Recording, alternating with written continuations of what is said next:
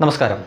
നിങ്ങളിൽ പലരും ഹരിയാന തെരഞ്ഞെടുപ്പ് റിസൾട്ട് വന്ന ദിവസത്തെ നമ്മുടെ ഇവിടെയുള്ള മാപ്രകളുടെ അംഗം മറന്നിട്ടില്ലല്ലോ.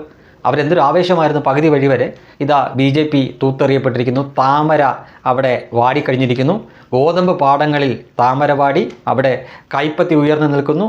കോൺഗ്രസ് തൂത്തുമായിരുന്നു. നമ്മൾക്കറിയാം, മനോരമയിലെയും അതേപോലെ തന്നെ 24-ലും റിപ്പോർട്ടിലേക്ക് ആ റിപ്പോർട്ടർമാരൊക്കെ കിടന്നുകൊണ്ട് എന്തൊരു ബഹളവും അംഗമായിരുന്നു. ഏറ്റവും അവസാനം കോൺഗ്രസ് തോറ്റു. BJP അവിടെ തുടർച്ചയായിട്ട് 3ാം തവണ ഭരണത്തിലേറി.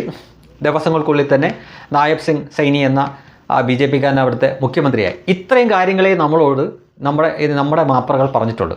അവിടെ തെരഞ്ഞെടുപ്പ് നടന്നു, അതിൻ്റെ റിസൾട്ട് വന്നപ്പോൾ തുടക്കത്തിൽ കോൺഗ്രസ് ആയിരുന്നു മുന്നിൽ. അപ്പോൾ ഇതാ പപ്പു എന്ന് വിളിച്ചവരെ കൊണ്ട് രാഹുൽ ഗാന്ധി എന്ന് വിളിപ്പിക്കാൻ പോകുന്നു എന്നൊക്കെ പറഞ്ഞുകൊണ്ട് കുറേ രാഹുൽ ഗാന്ധിനെ പൊക്കിയടിച്ചു, പ്രിയങ്ക ഗാന്ധിനെ പൊക്കിയടിച്ചു. പിന്നീട് അവിടെ ഹുക്ക വലിക്കുന്ന ഗൂഡയും കൂട്ടരെന്നൊക്കെ പറഞ്ഞിട്ട് അവരെയും പൊക്കിയടിച്ചു. ഏറ്റവും ഒടുവിൽ കോൺഗ്രസ് തോറ്റു. BJP ഒരു മുഖ്യമന്ത്രിയെ തിരഞ്ഞെടുത്തു. അയാളുടെ പേര് നായബ് സിംഗ് സൈനി എന്നാണ്. ഇതുവരെയുള്ള കഥ നിങ്ങൾക്കെല്ലാം അറിയാം. ഇനി ഞാൻ പറയാൻ പോകുന്ന കാര്യം ഒരുപക്ഷെ ഇവർ പറഞ്ഞിട്ടില്ല, ഇനിയായിരിക്കും അറിയുന്നത്. നിങ്ങളുടെ അറിവിൽ അവിടുത്തെ തെരഞ്ഞെടുപ്പ് കഴിഞ്ഞു, റിസൾട്ട് വന്നു, ഇപ്പോൾ 4 മാസം കഴിയാൻ പോകുന്നു. നിങ്ങളുടെ അറിവിൽ ഈ ഹരിയാന വിധാൻസഭ അല്ലെങ്കിൽ ഹരിയാന നിയമസഭയിൽ ഒരു പ്രതിപക്ഷ നേതാവ് ഉണ്ടോ? ഇല്ല. ഇനിയാണെങ്കിലും നോക്കിയാൽ മതി, ഞാൻ കാണിച്ചുതരാം. ഇല്ല. കോൺഗ്രസിന് 37 MLA-മാരുണ്ട് അവിടെ. പക്ഷേ ഒരു പ്രതിപക്ഷ നേതാവിനെ തിരഞ്ഞെടുക്കാൻ അവർക്ക് പറ്റിയില്ല. എന്തുകൊണ്ട് പറ്റിയില്ല? ഒരാളെ പ്രതിപക്ഷ നേതാവാക്കിയാൽ മറ്റുള്ളവർ കലിപ്പുണ്ടാക്കും, പ്രശ്നമാകും, ചിലപ്പം ചാടി BJP-യിലേക്ക് പോയെന്നിരിക്കും. പ്രതിപക്ഷത്തൊരു പ്രതിപക്ഷ നേതാവിനെ ഉണ്ടാക്കാൻ പോലും അല്ലെങ്കിൽ തിരഞ്ഞെടുക്കാൻ പോലും പറ്റിയില്ല അവർക്ക്.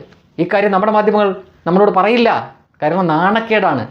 ഇന്ത്യയിൽ ഏതെങ്കിലും ഒരു സംസ്ഥാനത്ത് നിയമസഭ ഭരണം നടത്തുന്ന ഏതെങ്കിലും ഒരു സംസ്ഥാനത്ത് MLA-മാരുണ്ടായിട്ടും പ്രതിപക്ഷ നേതാവ് ഇല്ലാത്ത ഏതെങ്കിലും സ്ഥലമുണ്ടോ എന്ന്, വേറെ ഏതെങ്കിലും സ്ഥലമുണ്ടോ എന്ന് നിങ്ങളൊന്ന് അന്വേഷിച്ച് നോക്ക്, അല്ലെങ്കിൽ ഒന്ന് തിരഞ്ഞു നോക്ക്. അപ്പോൾ അറിയാം. 48 MLA-മാർ BJP-ക്കുണ്ട്, ഭൂരിപക്ഷമുണ്ട്. അവർക്ക് മുഖ്യമന്ത്രിയുണ്ട്, മറ്റു മന്ത്രിമാരുമുണ്ട്. എന്നാൽ 37 MLA-മാരുള്ള കോൺഗ്രസ്സിന് ഒരു പ്രതിപക്ഷ നേതാവിനെ പോലും തിരഞ്ഞെടുക്കാൻ പറ്റിയില്ല. ഈ കോൺഗ്രസ്സിന് വേണ്ടിയിട്ടാണ് നമ്മുടെ ഇവിടുത്തെ മാധ്യമങ്ങൾ അന്ന് അത്രയേറെ ആഹ്ലാദിച്ച് തലകുത്തി മറിഞ്ഞത്. അപ്പോൾ അവർ ജയിച്ചിരുന്നെങ്കിൽ എന്തായിരുന്നു എൻ്റെ അവസ്ഥ? ഒരു പ്രതിപക്ഷ നേതാവിനെ പോലും തിരഞ്ഞെടുക്കാൻ പറ്റാത്ത അവർ ജയിച്ച് ഒരു മുഖ്യമന്ത്രിക്ക് വേണ്ടിയിട്ട് എന്തൊക്കെ അടികൾ കൂടിയേനെ, അല്ലെങ്കിൽ എന്തായിരുന്നു എൻ്റെ അവസ്ഥ? അപ്പോൾ അവർ ജയിക്കണോ? സത്യസന്ധമായിട്ട് പറഞ്ഞാൽ അങ്ങനെയുള്ളൊരു കൂട്ടർ ജയിക്കണോ? എന്നിട്ടും അവർ ജയിക്കാൻ വേണ്ടിയിട്ട് നമ്മുടെ മാധ്യമങ്ങൾ ഇവിടെ കിടന്നിട്ട് എന്തൊരു തുള്ളിച്ചാട്ടമായിരുന്നു. അവിടുത്തെ തെരഞ്ഞെടുപ്പ് കഴിഞ്ഞ് ഫലം വന്നു, മുഖ്യമന്ത്രി ആരാണെന്ന് പറഞ്ഞു, അവിടെ കൊണ്ട് നമ്മുടെ മാധ്യമങ്ങൾ ആ ഫയൽ ക്ലോസ് ചെയ്തു. പിന്നീട് അവിടെ എന്ത് സംഭവിച്ചു എന്ന് നമ്മളോട് പറഞ്ഞിട്ടില്ല. എന്നാൽ മാസങ്ങൾ കഴിഞ്ഞിട്ടും ഓപ്പോസിഷൻ ലീഡർ എന്നുള്ള സ്ഥാനത്ത് ഗൂഗിളിൽ പരതിയാൽ നിങ്ങൾക്ക് കാണാൻ പറ്റുന്നത് അവിടെ വേക്കൻ്റ് എന്ന് പറഞ്ഞ് കിടക്കുകയാണ്. ഇല്ല. പ്രതിപക്ഷ നേതാവ് പോയിട്ട് ഉപപ്രതിപക്ഷ നേതാവും ഇല്ല അവിടെ. പ്രതിപക്ഷ നേതാവില്ല, പിന്നെ എങ്ങനെയാണ് ഉപപ്രതിപക്ഷ നേതാവ് വരുന്നത്? ഈ 2 സ്ഥാനം അവിടെ വേക്കൻ്റായിട്ട് കിടക്കുകയാണ്. ഒരു ദേശീയ പാർട്ടിയുടെ ഗതികേടാണ് നമ്മൾ കാണുന്നത്. ഗതികേട്. ഇതൊന്നും നമ്മുടെ മാധ്യമങ്ങൾ നമ്മളോട് പറയില്ല.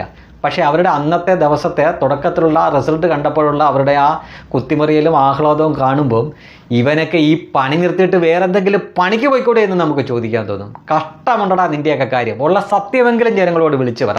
നീയൊക്കെ ഒരിക്കൽ അവിടെ ഹരിയാനയിൽ വരണമെന്ന് ആഗ്രഹിച്ചിരുന്ന പാർട്ടിക്ക് നേരെ ചൊവ്വേ ഒരു പ്രതിപക്ഷ നേതാവിനെ പോലും തിരഞ്ഞെടുക്കാൻ പറ്റുന്നില്ല എങ്കിൽ ഹൈക്കമാൻഡും മറ്റേ കമാൻഡും മറിച്ച കമാൻഡും ഒക്കെയുള്ള അവന്മാർക്ക് 37 MLA-മാരിൽ നിന്ന് ഒരാളെ നേതാവാക്കാൻ പറ്റിയില്ല എങ്കിൽ, പ്രതിപക്ഷ നേതാവില്ലാതെയാണ് ഒരു സംസ്ഥാനം ഭരണം നടത്തിക്കൊണ്ടിരിക്കുന്നത് എന്നറിയുമ്പോൾ എത്ര ഗതികേടിലൂടെയാണ്, എത്ര ദയനീയമാണ് ആ ദേശീയ പാർട്ടിയുടെ അവസ്ഥ എന്നൊന്ന് നിങ്ങൾ ചിന്തിച്ചു നോക്കുക.